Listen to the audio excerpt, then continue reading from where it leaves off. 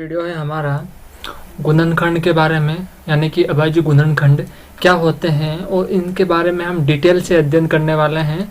तो इस वीडियो को आप एंड तक देखोगे तो बेहतर समझ में आएगा। तो इस वीडियो को कंटिन्यू देखते रहिए और चैनल को सब्सक्राइब और वीडियो को लाइक भी ज़रूर कर दें।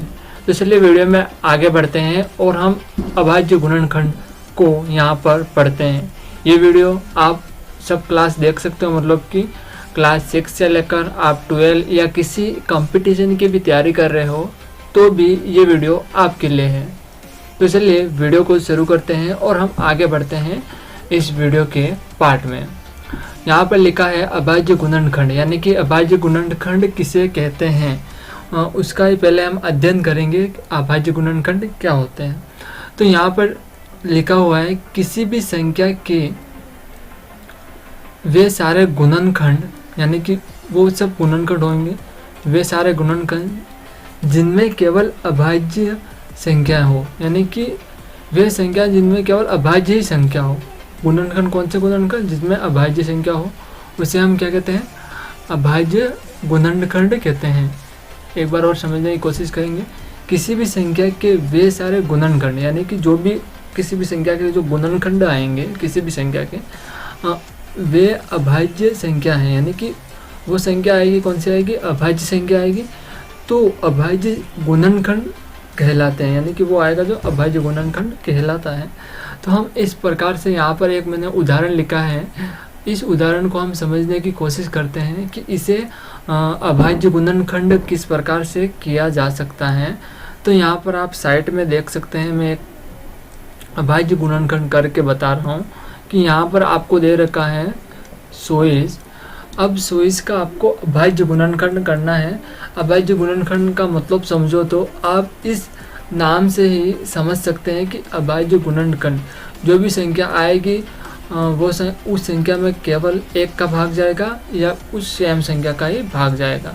तो यहाँ पर 100 का हम अभाज्य गुणनखंड करके देखते हैं तो हमारे पास क्या आता है। यहाँ पे आपको 2 का जो पहाड़ा है कितनी बार बोलना है कि 100 आने चाहिए या 24 से कम आने चाहिए। तो किस प्रकार से करोगे यहाँ पर? तो यहाँ पर कितनी बार आएगा? 100 12 बार आएगा, यानी कि 2 का पहाड़ा कितनी बार बोलोगे आप? 2 का पहाड़ा कितनी बार बोलोगे? 2 आ जाए, यानी कि 2 का पहाड़ा बोले एक बार बोलोगे तो 2 आएगा। तो मैंने एक यहाँ पर लिखा और उसके बाद 2 का पहाड़ा जब तक बोलते रहिए जब तक कि 4 या 4 से छोटी संख्या नहीं आ जाती। तो हम बोलेंगे तो कितना आएगा हमारे पास? जैसे कि हम 2 का जो पहाड़ा है लिख देते हैं 2 4 और उसके बाद आता है हमारे पास 6 8 10, कुछ इस प्रकार से आगे बढ़ेगा। तो यहाँ पर ये 2 के पहाड़े में और आ रहा है, मतलब 12 का भाग और जा रहा है। तो हम ये कह सकते हैं कि यहाँ पर 2 का पहाड़ा कितनी बार बोलेंगे तो हमारे पास 12 आएंगे। तो एक तो आ ही नहीं सकता, अब पूरी की पूरी संख्या में लेनी पड़ेगी, यानी कि 12 लेना पड़ेगा। तो 12 कितनी बार बोलने पर आने वाला है हमारे पास? 6 बार बोलने पर आने वाला है। अब ये देखना है कि अब 6 में किस संख्या का भाग जाएगा? 2 का भाग जाएगा, हाँ जाएगा। 2 के पहाड़े में 6 आ रहे हैं, कितनी बार बोलने पर आ रहे हैं हमारे पास? ये आ रहे हैं हमारे पास 3 बार बोलने पर आ रहे हैं। अब 3 में किस संख्या का भाग जाएगा वो देखना है। 3 में किस संख्या का भाग जाने वाला है? तो 3 में 3 का ही भाग जाने वाला है। तो कितनी बार जाएगा? एक बार जाएगा। तो यहाँ पर हमारे पास अभाज्य गुणनखंड आए हैं, वो देख लेते हैं। यहाँ पर अभाज्य गुणनखंड, कौन से गुणनखंड? अब मैं समझाने की कोशिश और करूँगा कि इन चीज़ को आप बहुत आसानी से समझ सकते हैं। यानी कि इस चीज़ को देखिए, जैसे कि मैंने जो पहला वीडियो बनाया था अभाज्य संख्या के बारे में बनाया था, उसका लिंक आपको आई बटन में या डिस्क्रिप्शन में मिल जाएगा। उस वीडियो को भी आप ज़रूर देखना कि आप अभाज्य गुणनखंड अच्छी तरह से समझ सको।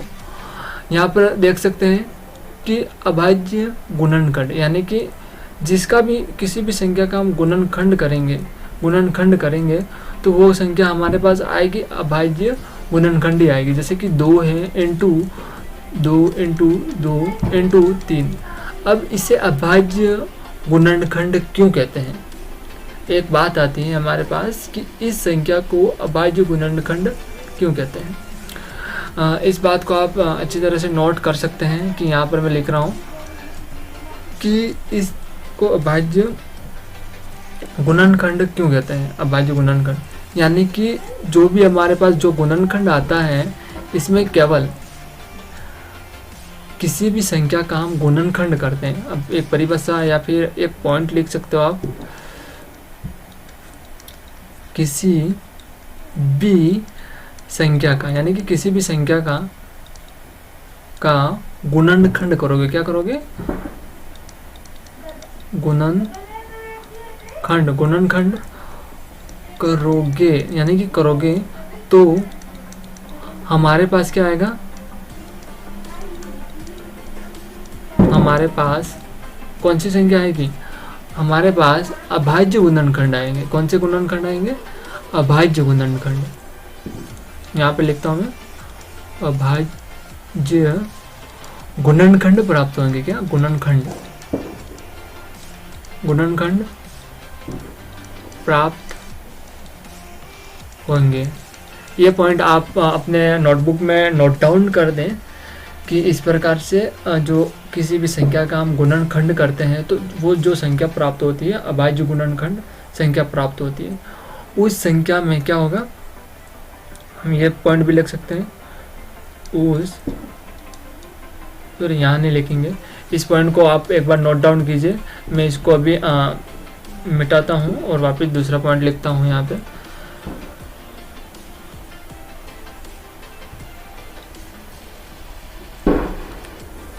तो यहाँ पर आप देख सकते हैं मैंने क्या किया था कि हमारे पास क्या संख्या आई थी? 2 आया था।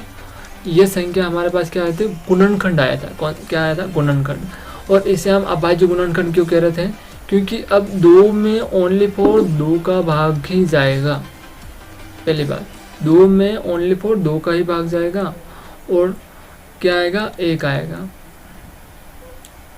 क्या होगा? 2 में ओनली फॉर 2 का भाग जाएगा, 1 ही आएगा। या फिर 2 में 1 का भाग जाएगा, यानी कि क्या हो रहा है यहाँ पर? 1 का भाग जा रहा है इसमें और सेम का भाग जा रहा है, इसीलिए इसे हम कहते हैं अभाज्य गुणनखंड।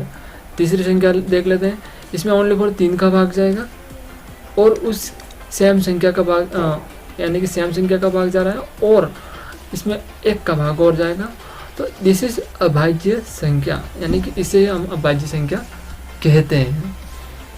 तो यहाँ पर हमारे पास अभाज्य संख्या कितनी है? यहाँ पर अब आप देख रहे होंगे कि अभाज्य संख्या यहाँ पर 4 है। नहीं, यहाँ पर अभाज्य संख्या 2 और 3 है, यानी कि इस पूरे को काउंट नहीं करना है, ओनली फॉर 2 और 3 को काउंट करना है।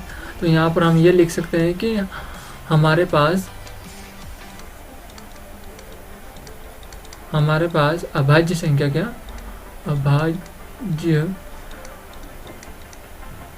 संख्या कितनी है? 2 और 3 है। यहाँ पर मैंने कुछ लिखा हुआ है, एक इस पॉइंट पर आप फोकस कर सकते हैं कि 2 इंटू, यानी कि यहाँ पर 100 लिखा था तो 3 मैंने पॉइंट बनाया। 100 यानी कि 12 इंटू 2 इंटू 12 करोगे तो हमारे पास कितना आएगा? 2 इंटू 12 करोगे तो हमारे पास 100 आएगा, राइट। अब 4 इंटू 6 यानी कि 1 संग 2 संग 12 3 संग 18 4 संग 24, यानी कि 6 का जो टेबल है यानी कि 4 बार बोलेंगे तो हमारे पास क्या आएगा? 24 आ जाएगा। अब इधर भी देखते हैं, 3 इंटू 8 1 2 2 16 3 इंटू 24, यानी कि 3 का पाड़ा 8 बार बोले या 8 का पाड़ा 3 बार बोले तो हमारे पास क्या आ जाएगा? 24 आ रहा है। अब यहाँ पे 2 इंटू 12 का, अब 12 का गुणनखंड और करते हैं तो हमारे पास आता है 2 इंटू 2 इंटू 6। अब 2 इंटू 2 इंटू 6 आ रहा है तो यहाँ पर हम 6 का गुणनखंड यानी कि 6 में 2 का भाग और जा रहा है तो इसका भी गुणनखंड करेंगे तो हमारे पास आ जाएगा 2 इंटू 2 इंटू 2 इंटू 3। जो ये संख्या आई है हमारे पास, ये संख्या कौन सी संख्या है? ये संख्या है अभाज्य गुणनखंड, यानी कि इसमें सेम का भाग जाएगा और अन्य संख्या यानी कि 1 का भाग और जाएगा।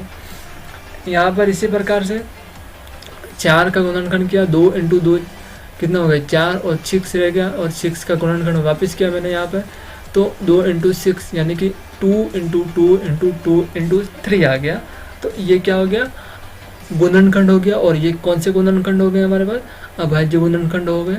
यहाँ पर भी ऐसे कुछ 8 का गुणनखंड किया, 2 इंटू 4 आया, उसके बाद 3 था इसे, और इसके बाद 4 का और गुणनखंड किया, यानी कि उसमें और 2 का भाग लगाया, कितना आ गया हमारे पास 3 इंटू 2 इंटू 2 इंटू 2। तो ये कुछ अभाज्य गुणनखंड आए। आप किसी भी प्रकार से, या फिर मैंने जो किया था एक बार और ध्यान दें, इसको ध्यान से समझने की कोशिश करना कि यहाँ पर चॉइस में आप या फिर यहाँ से क्या कर सकते थे, 4 का भाग लगा के भी जा सकते थे पहली बार, या फिर आप 8 का भाग लगा के भी जा सकते थे नीचे, ठीक है। अब इतना भाग लगा के जा सकते थे, परंतु वो बेनिफिट, आपको बेनिफिट तो नहीं कह सकते हैं। हम सबसे पहले कौन सी संख्या लेते हैं, छोटी संख्या लेते हैं। तो छोटी संख्या से हमें स्टार्ट करना रहता है, परंतु इनसे भी हम भाग दे सकते थे, या फिर 3 का भाग दे सकते थे, 3 से स्टार्ट कर सकते थे। तो इस प्रकार से इसको कर सकते थे, परंतु हम सबसे छोटी संख्या यानी कि पहली संख्या 2 है उससे स्टार्ट करते हैं। इस प्रकार से हम आगे बढ़ते हैं।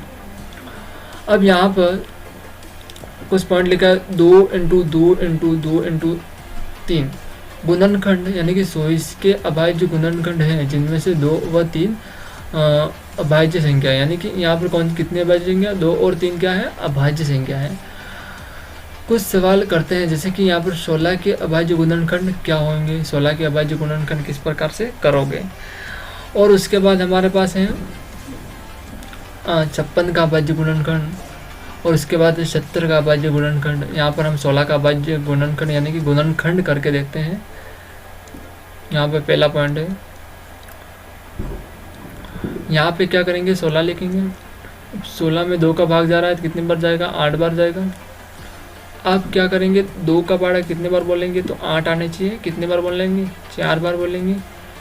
अब 2 का भाग और जा रहा है, तो हम क्या करने वाले हैं कि 2 का पाड़ा कितनी बार बोलेंगे, 2 बार बोलेंगे, तो हमारे पास कितना आ जाएगा, 4 आ जाएगा। अब 2 का पाड़ा कितनी बार बोले कि 2 आए एक बार, यानी कि हमारे पास जो गुणनखंड आए, क्या जो गुणनखंड आए वो हमारे पास क्या आ गया, 2 इंटू 2 इंटू 2 इंटू 2। तो हमारे पास कोई गुणनखंड है। पहली बात एक शब्द यूज़ करेंगे, गुणनखंड। अब गुणनखंड आया तो क्या है हमारे पास, 2 इंटू 2 इंटू 2। तो अब अभाज्य गुणनखंड क्यों कह रहे हैं, अभाज्य गुणनखंड इसलिए कह रहे हैं कि इसमें ओनली फॉर 2 का भाग जा रहा है। उसके बाद सेकंड संख्या की बात करें तो उसमें 1 का भाग जा रहा है, यानी कि 2 और 1 का भाग जा रहा है, यानी कि सेम संख्या का भाग जा रहा है और अन्य संख्या क्या है, 1 है। इसलिए हम इसे अभाज्य गुणनखंड कहते हैं। इसमें और किसी का भाग लगाएंगे तो भाग नहीं जाएगा, ठीक है ना। हम आगे बढ़ते हैं और 56 के अभाज्य गुणनखंड क्या होंगे वो भी हम देखेंगे। उसके बाद 70 के अभाज्य गुणनखंड क्या है वो भी देखने वाले हैं। अब 2-3 पॉइंट है, इस पर आप थोड़ा फोकस कर सकते हैं। अभाज्य गुणनखंड करने पर हमें वही संख्या प्राप्त होती है, यानी कि अभाज्य गुणनखंड, यानी कि अभाज्य गुणनखंड करने पर ये नहीं कह सकते, उसका गुणनखंड करने पर वही संख्या प्राप्त होती है। वही मतलब कौन सी, जिनमें केवल 1 और सेम का भाग जाता हो। अभाज्य गुणनखंड भी क्यों कर रहे हैं, हम ये शब्द लिख सकते हैं कि यहाँ पर गुणनखंड करने पर वही संख्या प्राप्त होती है जिनमें केवल 1 और सेम का भाग जाता हो। जैसे कि यहाँ पर देख सकते हो ना, 1 का भाग जा रहा है इसमें, और उसके बाद सेम का मतलब 2 का भाग जा रहा है, तो ये कह सकते हैं 1 का भाग जाएगा और सेम का भाग जाएगा, और वो भी पूरा का पूरा भाग जाएगा, ठीक है। तो गुणनखंड करने पर हमें वही संख्या प्राप्त होती है जिसमें 1 का भाग जा रहा हो या फिर सेम संख्या का भाग जा रहा हो। तो ये पॉइंट आप ज़रूर ध्यान में रखें, क्योंकि बहुत इम्पोर्टेंट पॉइंट है। यहाँ पर कुछ दूसरा पॉइंट है, अभाज्य गुणनखंड का मतलब क्या रहता है। ऐसी संख्या प्राप्त करना जिसमें उसी संख्या का भाग जाता हो। हम ऐसी संख्या यानी कि अभाज्य गुणनखंड करने का मतलब क्या हो, ऐसी संख्या प्राप्त करना जिनमें केवल सेम का भाग जाता हो, वही कह रहा है, उसी संख्या का भाग जाता हो, वह एक वहाँ एक से भी विभाजित हो उसे हम अभाज्य गुणनखंड कहते हैं। यानी कि ये कह रहा है कि उसी संख्या का, यानी कि जो सेम है, मतलब कि ये कह सकते हैं कि यहाँ पर एक पॉइंट लिखते हैं, यहाँ पर 2 है तुम्हारे सामने, 2 में 2 का ही भाग जा रहा हो, और उसके बाद कह रहा है 1 से भी विभाजित हो, यानी कि इसके बाद 2 में 1 का भी भाग जा रहा हो, यानी कि विभाजित हो, उसे अभाज्य गुणनखंड कहते हैं। ठीक है, अब नेक्स्ट वीडियो में नहीं, नेक्स्ट स्लाइड में हम ये देखने वाले हैं 56 के अभाज्य गुणनखंड क्या होंगे और 70 के अभाज्य गुणनखंड क्या होंगे और किस प्रकार से करेंगे, वो हम सीखने वाले हैं। तो आगे स्लाइड में जाते हैं।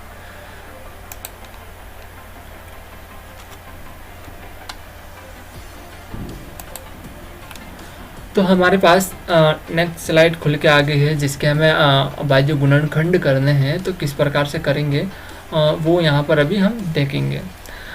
तो यहाँ पर मैंने लिखे है 56 कुछ ऐसे टेबल बना के रखिए जो कि आपको इजी वे में समझ में आ जाए। जैसे कि 56 यानी कि आप ये कर सकते हो कि 2 × 28, यानी कि 2 × 28 करोगे, यानी कि 2 गुना 28 करोगे तो तुम्हारे पास क्या आएगा। तो तुम्हारे पास गुना करने पर कितना आएगा, 56 आएगा। सीधी सी बात है, 2 × कितना करोगे, 28 करोगे, तो तुम्हारे पास निकल के आ जाएगा 56। तो हम ये कह सकते हैं कि इन संख्या का गुना वापस करोगे तो तुम्हें ये वाली संख्या प्राप्त होगी। उसी प्रकार से 4 × 14 करोगे तो तुम्हारे को कितना प्राप्त होगा, 4 × 14 करने पर तुम्हें प्राप्त होगा 56।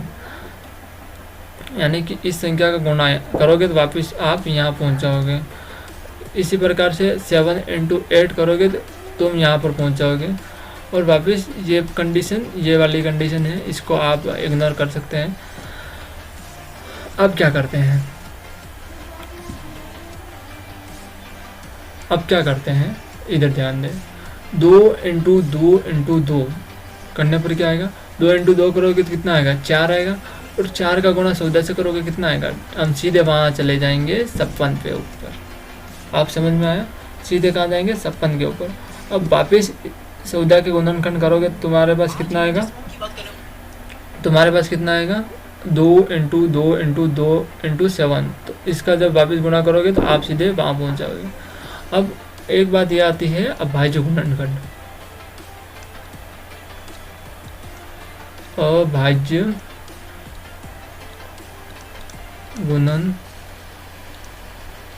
अभाज्य गुणनखंड, यानी कि अभाज्य गुणनखंड का मतलब होता है उसी संख्या का भाग जा रहा हो या फिर अन्य संख्या कौन सी हो सकती है, 1 का भाग जा रहा हो, उसे हम अभाज्य गुणनखंड कहते हैं। तो यहाँ पर हमारे पास अभाज्य गुणनखंड कितना आया, 2 × 2 × 2 × 7 आया। तो आगे भी इसी प्रकार से आया और आगे भी इसी प्रकार से आया, पर यहाँ पर हम अलग अलग वे से आ रहे थे, यानी कि अलग अलग तरीके से हम करते हुए आ रहे थे। तो लास्ट में संख्या या अभाज्य गुणनखंड वही प्राप्त होते हैं, यानी कि 1 का भाग जाएगा या फिर सेम का भाग जाएगा, सेम संख्या का भाग जाएगा। ठीक है ना। तो इसको कुछ इस प्रकार से करके देखते हैं, जैसे कि आपने पहले पढ़ा होगा, उसी प्रकार से आपको मैं और समझाने की कोशिश करता हूँ कि आपके पास 56 है। अब 56 में किस का भाग जा सकता है, 2 का, सही बात है कि इसमें 2 का भाग जा सकता है। तो 2 का पाड़ा कितनी बार बोलोगे कि 5 आ जाए या 5 से कम आ जाए। तो हम बात कर रहे हैं 5, मतलब कि कितना आएगा, 2 का पाड़ा बोलो, यानी कि 1 2 2 बंदू 4, मतलब कि 2 बार बोलोगे तो 4 आएगा और 1 रह जाएगा तो यहाँ पर लगेगा और 1 रह जाएगा वहाँ पर लगेगा, तो इसको भी काउंट किया जाएगा तो 16 हो जाएगा। 16 होने के बाद क्या हो जाएगा यहाँ पर 16। अब 2 का पार्ट आपको बोलना है 16 आ जाए तो कितनी बार बोलोगे, 8 बार बोलोगे तो 16 आ जाएगा। अब तो भी इसमें 2 का भाग जा रहा है क्योंकि पीछे की संख्या देखोगे तो आपके पास सम संख्या है। अब क्या करेंगे कि 2 का पहाड़ा बोलेंगे 28 आने चाहिए, 28 से कम, या फिर हम 2 आने चाहिए, मतलब 2 कितनी बार आएगा, 1 बार।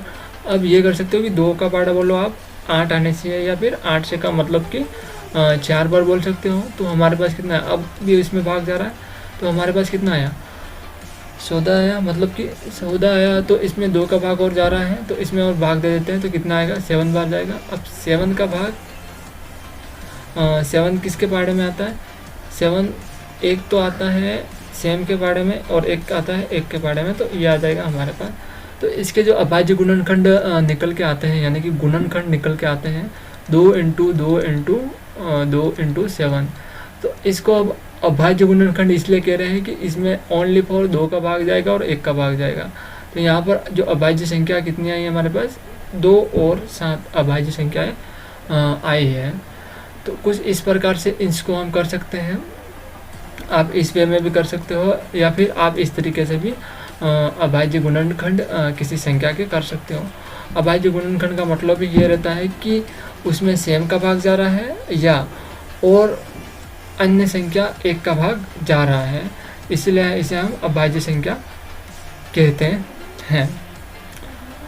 अब हम आगे बढ़ेंगे और 70 के अभाज्य गुणनखंड करके और देखने वाले हैं और उसको भी हम मज़े से करने वाले हैं। तो यहाँ पर आपके पास आ गया है 76।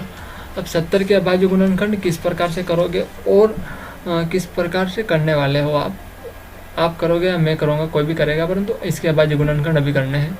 तो एक टेक्निक तो ये है तुम्हारे सामने जो कि मैंने पहले बना के रखी है।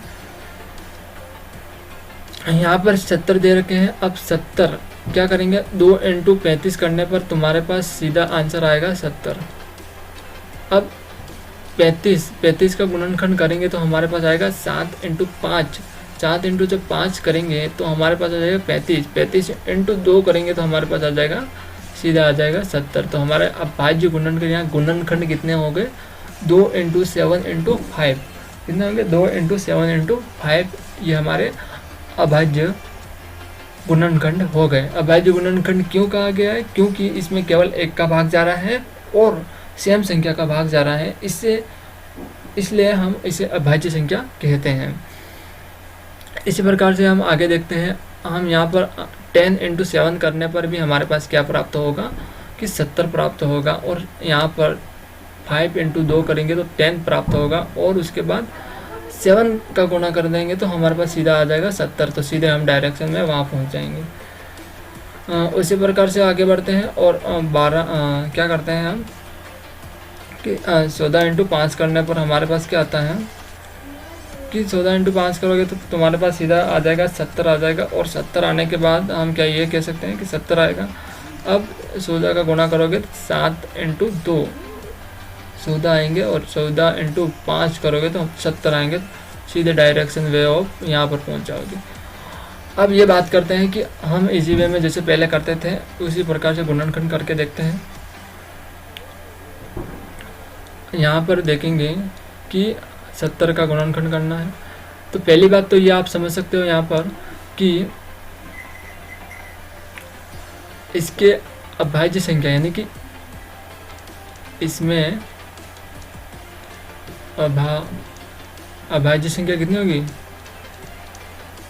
संख्या कितनी होगी यहाँ पर 5, 2 और 7 क्या है, 5, 7 मतलब कि 5, 2, 7 अभाज्य संख्या, यानी कि इसमें अभाज्य संख्या 5, 2, 7 है, यानी कि ठीक है ना, ये अभाज्य संख्या है।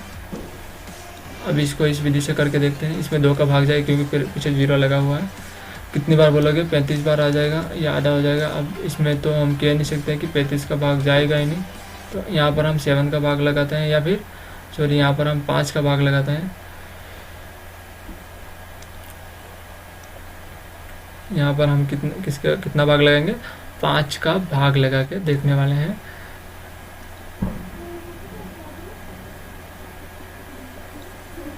यहाँ पे 5 का भाग लगा देखते हैं कितना आएगा, 7 आएगा। अब 7 इंटू 7, 7 के बारे में आएगा 1, यानी कि 2 ये आ गए, उसके बाद 5 आ गए, उसके बाद 7 आ गए। तो ये हो गया हमारे पास अभाज्य गुणनखंड। तो ये वीडियो यहीं पर समाप्त करते हैं, क्योंकि ये लॉन्ग वीडियो भी हो गया है और इसमें आपने अभाज्य गुणनखंड के बारे में पूर्णतः जानकारी प्राप्त की होगी। और ये वीडियो आप अधिक से अधिक अपने दोस्तों तक शेयर कर सकते हो तो करो, क्योंकि इसमें मैंने डिटेल में अभाज्य गुणनखंड को समझाया है, जो कि आपको इजी वे में समझ में आ जाएगा। अभी तक चैनल को सब्सक्राइब नहीं किया है तो ज़रूर कर दें, और वीडियो को लाइक नहीं किया है तो वो भी कर दें। तो इस वीडियो को यहीं एंड करते हैं। जय हिंद, जय भारत।